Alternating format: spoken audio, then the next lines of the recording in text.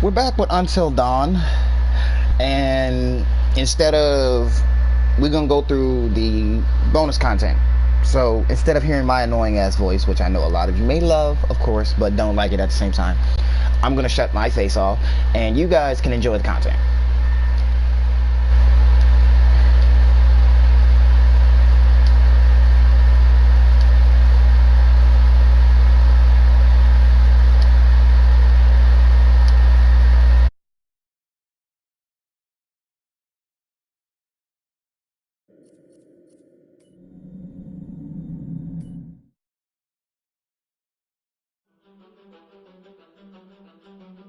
I am Hayden Panettiere, and we are here at the studio recording Until Dawn. My name is Rami Malek, and I play Josh. My name is Megan Martin. My name is Brett Dalton. My name is Antonella Lentini, and I played Hannah and Beth. My name is Jordan Fisher, and I play the character Matthew, Matt for short. I'm Nicole Bloom, and I play Emily in the game. My name is Noah Fleiss. I am Galadriel Steinman, and I play Ashley.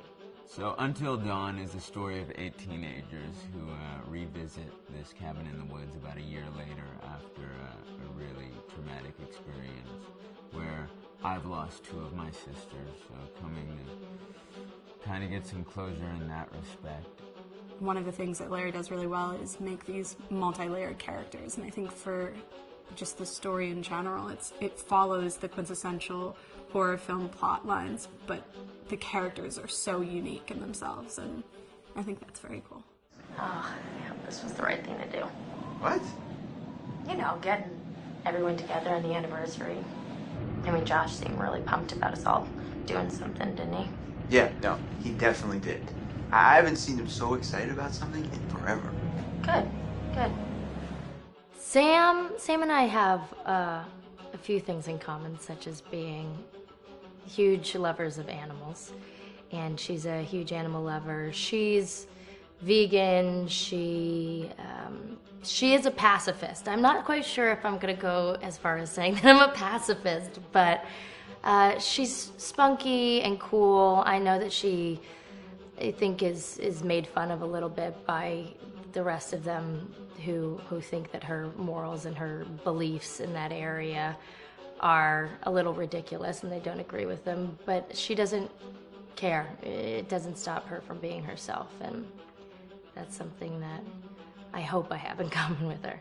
You know, he definitely can be depressed at some times and a bit of a loner, but he takes some solace in one of his sister's friends, Sam, played by Hayden Panettiere, and invites everybody back to the same house the next year to kind of find some closure. Jessica she has a whole lot of personality. She is definitely the sort of mean girl character that, you know, at school she knows she's pretty, she knows that boys like her, and she's gonna use it to her advantage. He's got a big heart, and you can tell that that's very evident, especially how he treats his girlfriend, Emily, and, you know, he's kind of a meathead, but in the best way possible. She really knows what she wants, and she manages to get that from whomever it is, whether it be Matt or Mike. You know, she's really driven, and I can definitely relate to that. My character is Chris, and he is what society might consider the nerd of the group, and he kind of embraces it. Ashley she's a little more serious than some of the other girls. She's definitely very intelligent and thoughtful. She kind of looks at the whole big picture of things. She's not quite as geeky as Chris, but they connect in a lot of ways. Mike is like big guy on campus. He's the class president who has some charm and has a brain, and I don't know, people seem to like Mike. He gets away with a lot, though. He can be kind of jerky. The fact that he really just kind of wants everyone to be happy. I mean, he's a people pleaser, and I can definitely attest to being, you know, that guy. I'm always the friend that wants everybody to be happy and wants everybody to be taken care of, and that's definitely Matt. But also, like, this character is just so fun. I rarely get to play the bitch, and so it was really fun to do that. The spirit of things? Seriously, what's wrong with you? I'm just trying to lighten the mood, Em. Don't be like that. Like what?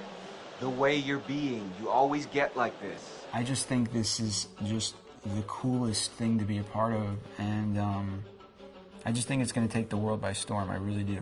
I think this genre is the wave of the future, and I think that once people see the potential behind it, of getting to interact with the drama that you're witnessing unfold in such a realistic way, that this is how entertainment's going to be from now on.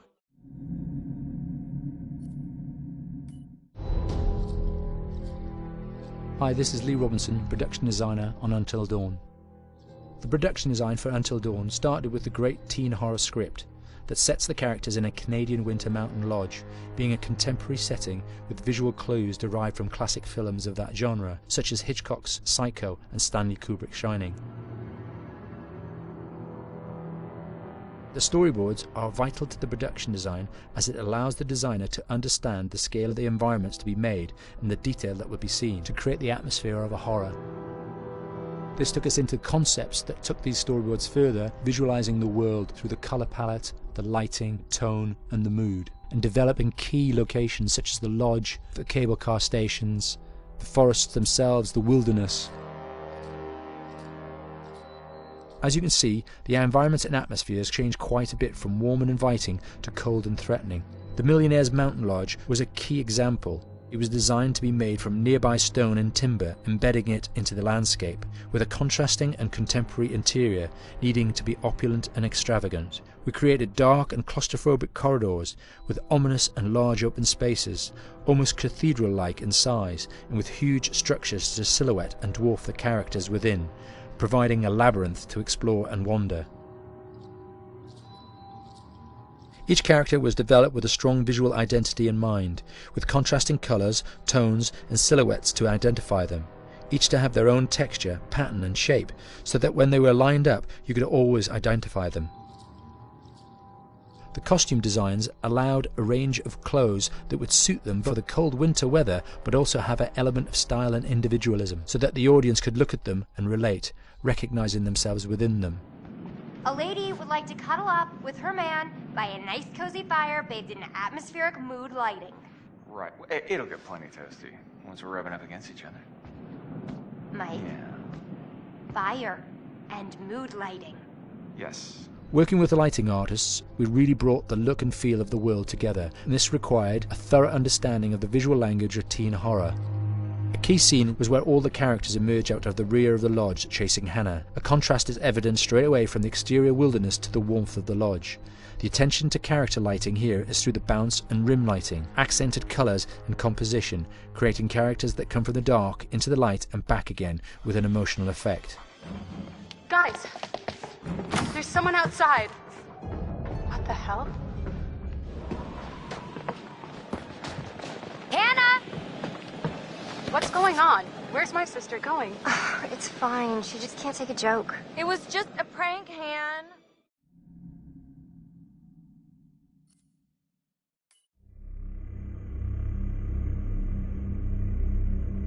Until Dawn is a game that's full of horror, and one of the things we decided to do early on was to take a scientific approach to how scary it was. So we did experiments on people and we measured their responses to the game. We've created a test area. It's as close to a home setup as we can get it. We've recruited ordinary people to play the game and we've left them to play it on their own. You're turning the light off.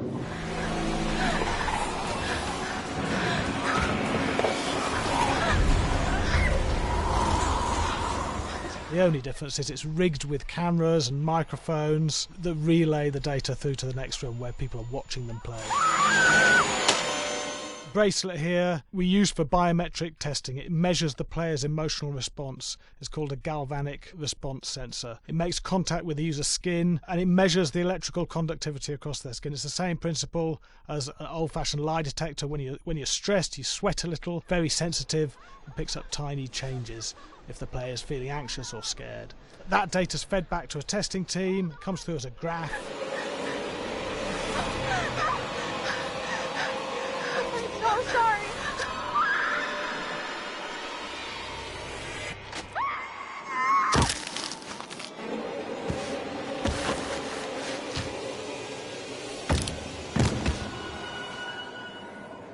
There's no point testing 1 or 2 people, you have to test a lot of people. Hey, watch your step.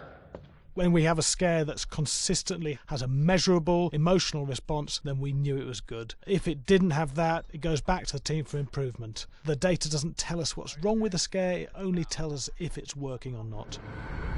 Wait, okay, so you hear that too, right? Josh. Here we have a chapter relatively early in the game. Weirdly regular. Nothing regular about it. We have to create tension and anxiety in the player so they are ready to receive the scare.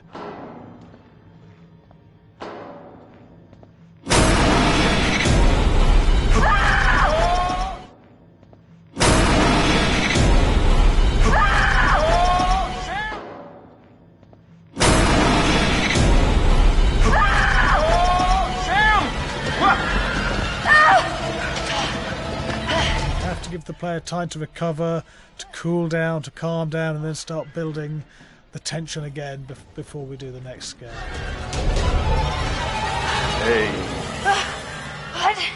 Hey. What the hell? Boom. You just got mumped.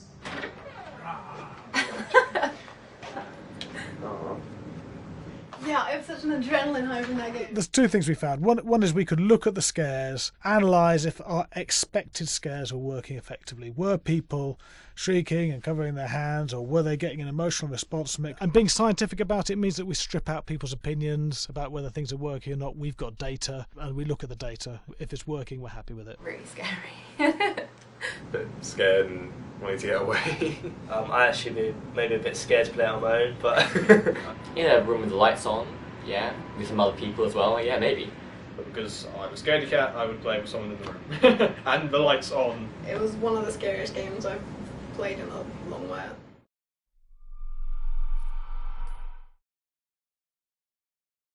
Hi, Larry. Hey, Graham. Hi, my name is Graham Resnick. I'm a filmmaker, writer, director, sound designer, and I started working with Larry Fessenden about 10, 15 years ago through my friend Ty West, who I grew up with, and have done a lot of sound design with on his films. And he was producing Ty's films at the time, and Ty introduced me to Larry. Larry produced my first feature, and we've written together on several projects. My name is Larry Fessenden. I'm a filmmaker. I run Glass Eye Pix, which is an independent production company out of New York. We make indie movies, a lot of scary movies as well. And I got a call to audition to write this video game. And I called my pal Graham Resnick because Graham is a gamer. And while I thought I could offer something to the idea of writing this multi-branching story, I knew that I would want Graham's expertise as a lover of gameplay, since I guess games were started. So and just as a lover. And as a lover, yes. Which is why there's so many sex jokes in the game. There was one Italian website that did say the Larry Fessenden right. and Graham Resnick, the 2 lovers behind Until Dawn. Come here. Maybe I know how to handle you too. I am definitely ready to be handled. So I wanted Graham by my side. Yeah, and we got the gig, and it's been an amazing ride. Oh, hell yeah. Oh my god, she's taking her shirt off. What? Oh my god. Matt, what are you doing here? Hannah. I'm sorry, Hannah. This all got Don't out lie, of just hand, So in the game, the basic setup is that a year prior to the game's start, all these kids had gone up to a ski lodge that was owned by the parents of one of the kids, or a couple of the kids, and some of the teenagers played a prank on some of the other teenagers, and the terrible tragedy occurred when a few of them, 2 sisters, ran out into a blizzard, and were never seen from again.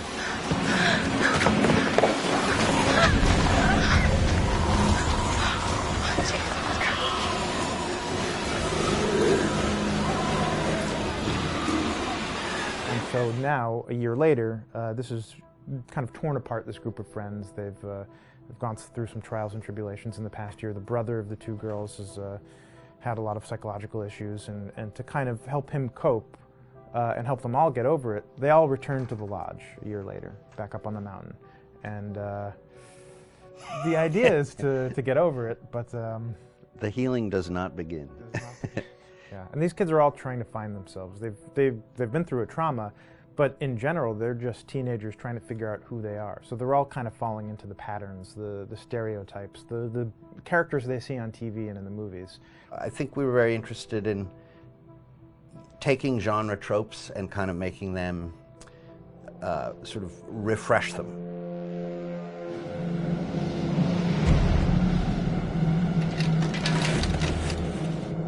Hey, did you see that? Dad said it'd just be us this weekend. We're familiar with how slasher movies work.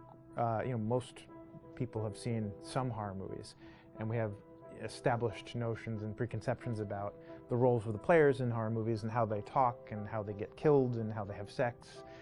And to bring you into the game that way and then subvert a lot of those expectations was kind of our goal. They're haunted by some incident that happened in their past, which I think you pretty much figure out that that's going to have a role in their interaction. Yeah, so I think what was fun was we take some sort of stock characters and we try to give them some shape, but at least at the beginning they're recognizable in the way of groups of friends. There's, the jock and the bitchy girl and the rivalries between everyone. And oh my gosh, and really fun characters too. Like we just had so much fun living in the minds of these characters through writing the script. What do you think? Jesus! It was fun. I think we were looking to get that kind of banter that you Yeah. see both in movies, but also that you absolutely have with friends, and sort of those inside jokes. And of course, as writers and as friends ourselves, we sort of developed little tracks, and we try to give the characters that kind of vibe.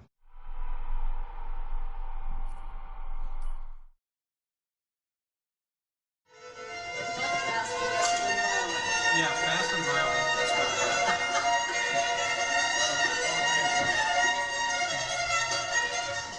all right, from the top.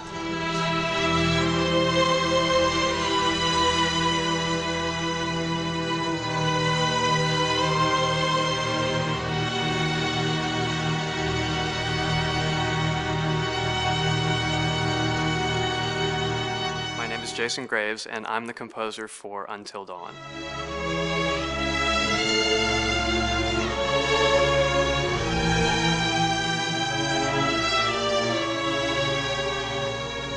I've been involved with Until Dawn for about a year now. Originally, I was contacted by Barney Pratt, the audio director. I think that had something to do with my lineage of horror games, and hopefully not the fact that my last name is Graves, although a lot of people seem to associate my name with scary music.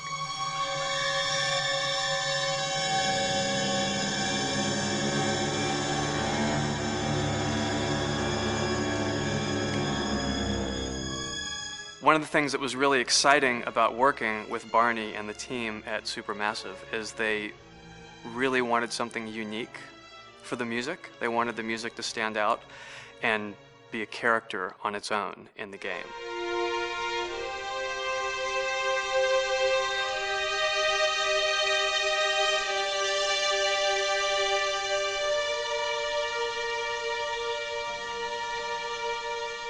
When I'm first starting on a new score, and it doesn't matter if it's film, television, or games, I always end up going to the main theme. Sometimes the developer or producer isn't even necessarily interested in the main theme at the beginning. I just want to do it for myself, because for me the main theme is the identity of the game.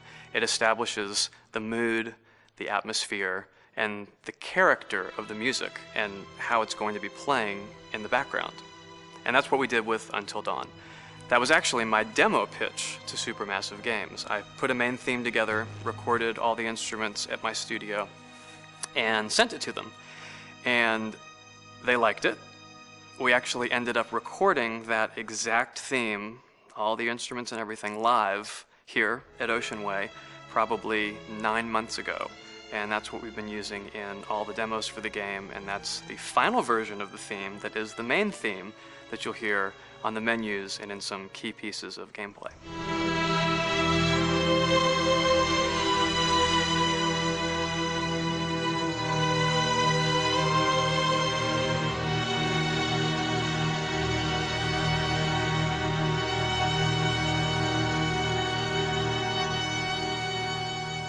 I seem to have made a name for myself in horror.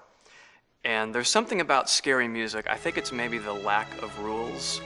The biggest rule in scary music is there are no rules, so you can do anything you want, and actually, if you end up doing things that don't feel like they would work out together, they kind of clash, and it ends up being even more effective for scary music. So that's what really drew me to Until Dawn, was the textures, plus writing thematic material that is interwoven with the scary textures. I haven't really done anything like that before. Usually it was just all tension all the time, and that's fun and it's great.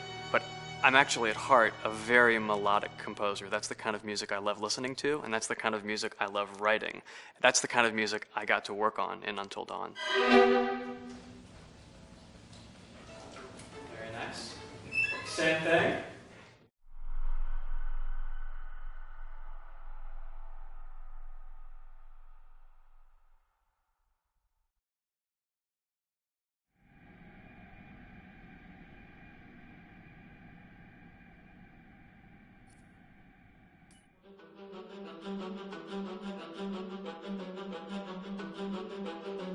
My name is Will Biles, Executive Creative Director of Until Dawn. The first part of getting a believable facial performance in-game is to capture, topographically, the actor's range of emotional expressions as separate versions of the same head. Every tiny nuance gets digitized and merged, effectively creating a model that can recreate every facial movement that the actor makes. Once the topography has been recorded, the actor's performance itself can be captured by using a predetermined set of marker points, drawn precisely on the face, and a high-def helmet cam, wirelessly linked to capture devices. The camera is the small box where it looks like the microphone should be. Outro Sam. Mark. It records in high def the movement of the dots throughout the performance that will drive the expressions captured earlier. Unlike other systems, this form of capture is far less lossy because there are fewer interpretations between performance captured and performance rendered finally in-game. The audio is also recorded via two separate lavalier mics attached to the helmet. It takes a while for the actors to acclimatise to carrying around the recording devices and the helmet cams, but very soon the shoot becomes similar to any other effects shoot or a green screen shoot. The actors in these scenes are only recording facial animation, but use cursory body movements for pacing. Wait, and maybe we should all stick together and find everybody and make sure that we're all okay, so... 1-1, the year before the prank. Take 2, Mark. Other than the other actors, they have to use their imagination for everything and everywhere that they are supposed to be seeing and feeling. Idiot! So dumb! From a hot midday studio in Los Angeles to a freezing midnight mountain in British Columbia.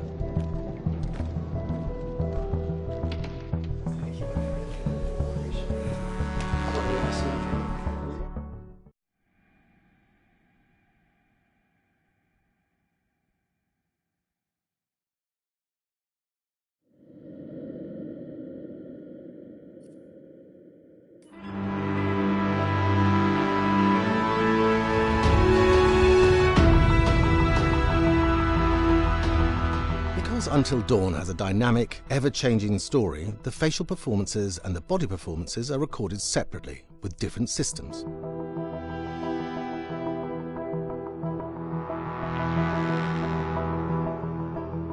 With the body capture, we use reflective bead suits and an infrared camera matrix system that drives the CG bone hierarchies in our character models.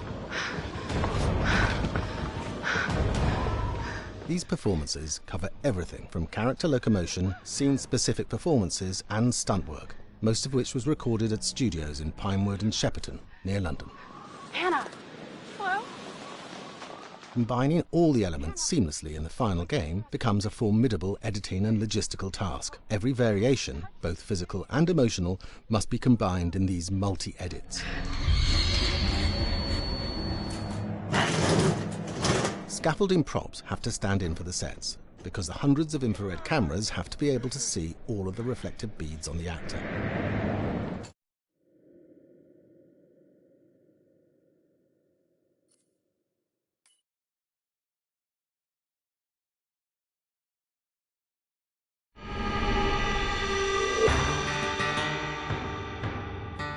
America's North Woods border region. Within this land of 10,000 lakes and miles of dense timber, a hideous creature is believed to lurk. The North Woods is probably one of the last frontiers in America. There's still a lot of places in this area that hasn't been set foot by man. Monsters and mysteries exist here because it is remote. Up in the North Woods, winters are long. In times of biting cold and isolation, a devouring monster is believed to come forth. It's terrorized native people for generations. Growing up, I was told, like, don't go outside, the Wendigo will get you.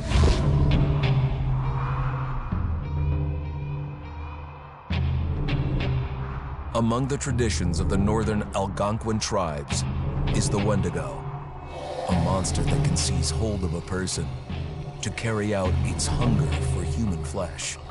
Many Native Americans fear even talking about this Wendigo, and even the mention of the name will let the Wendigo find out where you are, and it will open you up to be possessed by this Wendigo.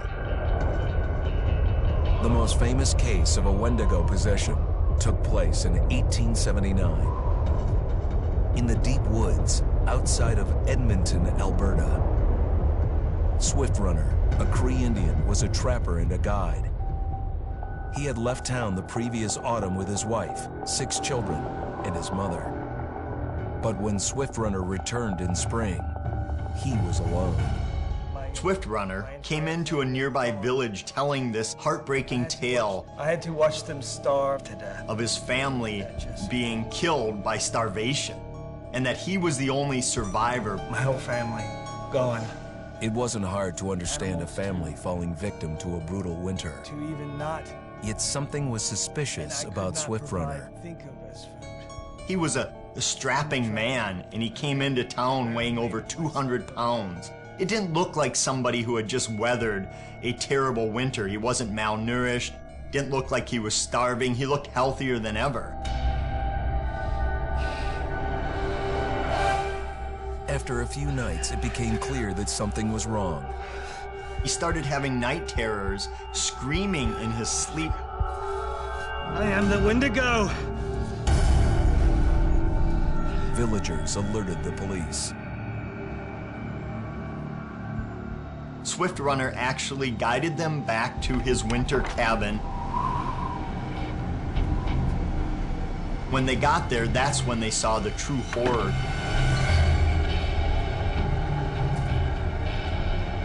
Human skulls were scattered around, many bones, some of which had been snapped in half, and the marrow inside had been drained.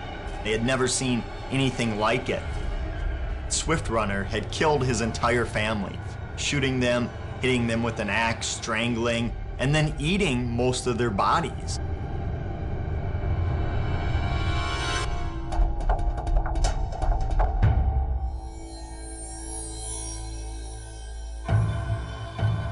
Right up until the moment the noose was on his neck, Swift Runner swore the evil spirit of the Wendigo had possessed him and twisted him into a cannibal killer.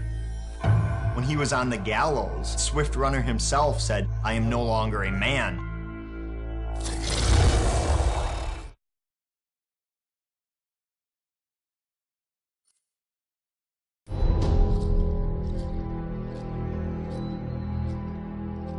Just move over there. Go on, move. Let me say what I came to say. I'm here to tell you what you're up against being back on this mountain. You should never have returned. I don't know why you did after what happened last year. You mean with Hannah and Beth? Yeah, how could you know without being involved? I don't take kindly to you kids coming up here to my mountain. Your mountain. The mountain don't belong to me, it's true. But it don't belong to the Washingtons. This mountain belongs to the Wendigo. Hi, this is Lee Robinson, production designer at Supermassive Games. Understanding the ancient myths of the Wendigo was key for their development that helped the visual look. Through sketches and concepts, these elements were visualized, such as eyes being milky, almost dead, with loss of lips and eyelids due to frostbite, fangs growing and arms and legs getting longer, with skin hardening and thickening to look snarling and menacing, yet withered and lean. What the hell was that? Another fucking piece of... Fingers and toenails extending like claws, allowing them to climb effortlessly. We made them look gaunt and weathered, and having ragged remains of clothes they wore. Blood-stained and rotten, with patches of hair still remaining, they retained strong skeletal limbs, which enable them to be agile and quick through the environment. Where are you? My name is Jamie Gallipo, animation director at Supermassive.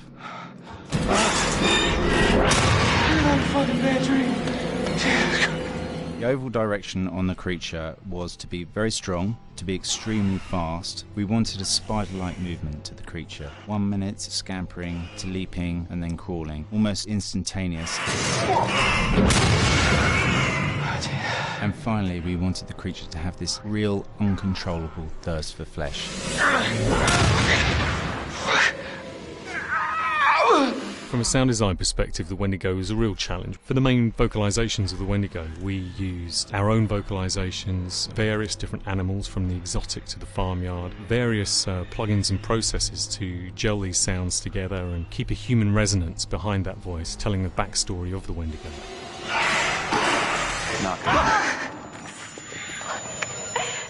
During the chase sequences, the anger of the Wendigo is felt by encircling breaths, screams and screeches that essentially chase you as you're being chased by the Wendigo.